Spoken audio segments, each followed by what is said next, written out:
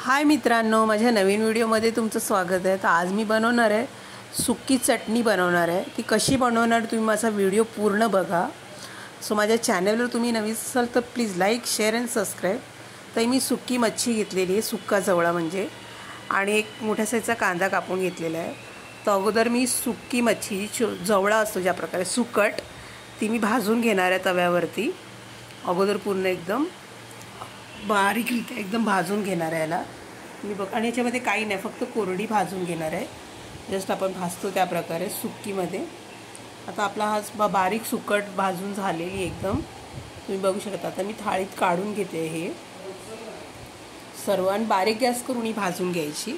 आता याच्यामध्ये मी कांदा टाकला आहे, कच्चा कांदा तुम्ही बघू शकता। भाजलेल्या सुकटमध्ये कच्चा कांदा टाकलेला आहे मी। आता ह्याच्यामध्ये मी लाल मिरचीचं वाटण टाकणार आहे, फक्त लाल मिरची आणि लसूण घेतलेलं ते वाटण टाकणार आहे। आता मी ही व्यवस्थित कालवून घेणार आहे, एकदम दोन्ही एकजीव करून मिरची आणि कांदा त्या सुकटमध्ये, बारीक सुकटमध्ये। आणि तुम्ही बघू शकता, तर आता मी थोडंसं मीठ टाकणार आहे, कारण सुक्या मच्छीला ह्या सुकटला मीठ असतं ऑलरेडी, म्हणून थोडंसं मीठ टाकायचं।